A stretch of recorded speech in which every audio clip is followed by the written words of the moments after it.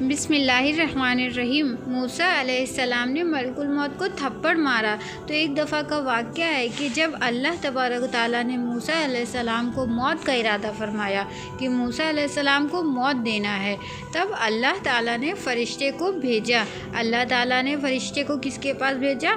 अल्लाह ताला ने फ़रिश्ते को मूसा अलैहिस्सलाम के पास भेजा, यानी कि मलकुल मौत को भेजा कि जाओ मूसा की रूह कब्ज़ कर लो। नबियों को भी मौत आती है, लेकिन एक लम्हे के लिए, फिर उन्हें ज़िंदा कर दिया जाता है। जो नबियों को मौत आती है तो मौत का फ़रिश्ता उनकी बारगाह में उनको नज़र आता है, यानी कि वो मौत के फ़रिश्तों को देख सकते हैं। हम आम इंसान मौत को नहीं देख सकते, मौत के फ़रिश्ते को नहीं देख सकते पहले से ही, और नबी जो होते हैं वो मौत के फ़रिश्ते को पहले से ही देख सकते हैं। तो जब हज़रत मूसा अलैहिस्सलाम के पास मौत का फ़रिश्ता जनाब इसराईल अलैहिस्सलाम आए और आने के बाद कहा चलिए, हज़रत मूसा अलैहिस्सलाम ने कहा कहाँ चले? कहने लगे मैं मौत का फ़रिश्ता हूँ। तो आपने कहा अच्छा तू मुझे मारने आया है? या कहने के बाद आपने ज़ोरदार तमाचा उस फ़रिश्ते को लगा दिया। देखिए कि अल्लाह वालों की शान क्या है कि अल्लाह वालों ने मौत के फ़रिश्ते को तमाचा लगा दिया।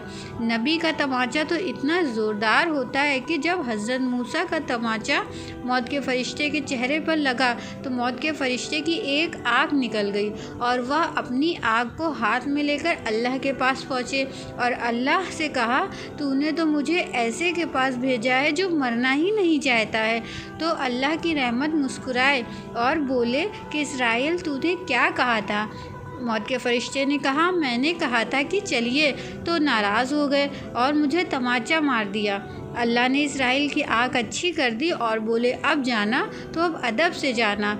अब ज़रा आप सोचें कि नबियों का कितना ऊंचा रुतबा है अल्लाह की नज़र में, कि अल्लाह मौत के फ़रिश्ते को सिखा रहे हैं कि नबियों के पास उनकी रूह कब्ज़ करने जाओ तो कैसे जाओ। और बहुत लोग सोचते हैं कि नबियों तो हमारी तरह है, यानी कि जो नबी हैं वो भी तो इंसान थे जैसे हम इंसान हैं, बस हमारी तरह ही तो थे। अरे नादान, अगर नबी हमारी तरह होते तो क्या हम मौत के फ़रिश्ते को मार सकते हैं? मौत से तो मौलवी लोग भी डरते हैं, मौलाना भी डरते हैं, बड़े बड़े आलिम कारी भी डरते हैं। अरे या तो वह लोग हैं जो मौत को भी तमाचा लगा सकते हैं, और अल्लाह नबी के ऊपर नाराज़ भी नहीं हो रहा, बल्कि मौत के फ़रिश्ते से यह कहता है कि तू जाना तो अब अदब से जाना। और हज़रत मूसा अलैहिस्सलाम के पास अब वह दोबारा आए तो अदब से आए और एक बैल लेकर आए और बोले ए मूसा, इस बैल पर हाथ रखिए, जितने बाल आपके हाथ के नीचे आएंगे इतने साल आपकी उम्र बढ़ा दी जाएगी। मूसा अलैहिस्सलाम ने कहा कि फिर क्या होगा? मौत के फ़रिश्ते ने कहा फिर तो वही होगा जो अल्लाह चाहेगा, चलना ही होगा। तो हज़रत मूसा ने फरमाया फिर जो कल जाना है तो आज ही क्यों ना चलें, लेकिन अल्लाह से कह थोड़ी मोहलत दे। जब किसी की मौत का वक्त आता है तो अल्लाह किसी को मोहलत नहीं देता, और आप अर्ज़ करते हैं कि मुझे थोड़ी सी मोहलत दे, मैं अपने बेटे से मिल लूँ। तो जब आप अपने बेटे से मिले और जो सबसे छोटा बेटा है उसको आपने गले लगाते और खूब रोते, बार बार गले लगाते हो और बार बार रोते। अल्लाह ने फरमाया मूसा, मुझसे मिलने में इतनी तकलीफ़, जब मैं बुलाता था तुझसे मिलने के लिए अकेले में तब तो दौड़ा दौड़ा चला आता था, और आज तो दीदार कराने बुला रहा हूँ, तो इतना डर क्यों है मुझसे? तो आप अर्ज़ करते हैं मौला तेरे दीदार का शौक़ तो है, लेकिन यह मेरे छोटे बेटे की मोहब्बत मेरे दिल में यह बात डालती है कि मेरे बाद यह यतीम हो जाएगा, क्योंकि यह छोटा है सब में, इसका क्या होगा? किसकी रोज़ी रोटी का क्या होगा? इसके खाने पीने का क्या होगा? इरशाद हुआ मूसा, अब तू तो ताख़ीर कर रहा था बेटे की वजह से, और अब मैं ताख़ीर करवाता हूँ और बताता हूँ कि तेरे बेटे का क्या होगा। सुभान अल्लाह। तो इरशाद हुआ यह जो दरिया है तेरे सामने, इस पर असा मार, यानी कि कोई चीज़ होगी उसको अल्लाह कह रहे हैं असा मार। हज़रत मूसा अलैहिस्सलाम ने दरिया पर असा मारा तो दरिया फट गया। तो जब दरिया फटा तो उस दरिया की तह में छोटा सा पत्थर हुआ था, यानी कि उस दरिया के अंदर बहुत ही छोटा सा पत्थर था।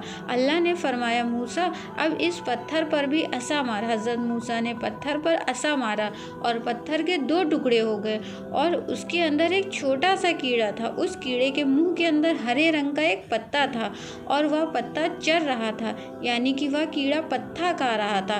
कीड़ा कहाँ था? पत्थर के अंदर, जहाँ हवा नहीं जा सकती। इसमें कीड़ा था और कीड़े के मुंह में पत्ता भी था और वह कीड़ा पत्ता खा रहा था। अल्लाह का इरशाद हुआ कि समंदर की तह में पत्थर के अंदर कीड़ा, जब मैं उसकी रोज़ी पहुंचा सकता हूं, तो तेरा बच्चा तो इंसान है। जब हम इस कीड़े को नहीं भूलते तो तेरे बेटे को कैसे भूल जाएंगे। तो दोस्तों, यहाँ पर गौर करने की बात यह है कि देखें अल्लाह की शान कि इतने अंदर कीड़ा है, कीड़े को रोज़ी पहुँचा रहा है। कहाँ से पहुँचा रहा है? वह कीड़े का काम नहीं, अल्लाह का काम है।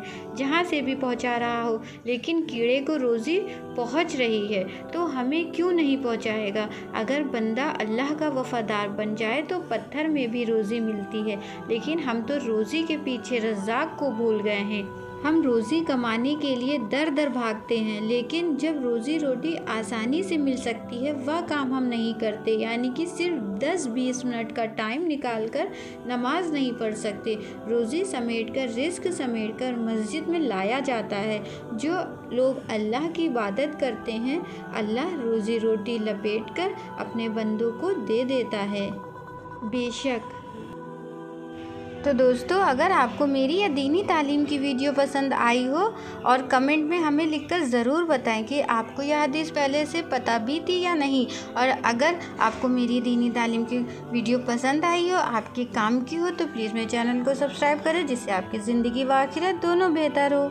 आमीन।